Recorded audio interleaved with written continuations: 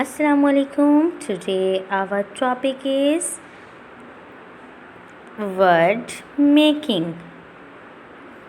Word making. Make 3-letter rhyming words with the help of given example. What is rhyming word? What is rhyming word?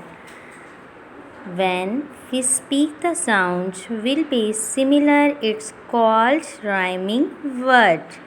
Like bat,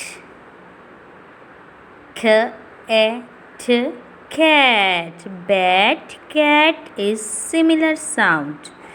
Next, net, jet. Net, jet. Pin, tin. Pin, tin is similar sound. Next, pot, dot. Pot, dot. Dot or pot is similar sound. Mug, pug. Mug, pug. It's called rhyming words. Keep wash your hands. Stay home. Stay blessed. Allah Hafiz.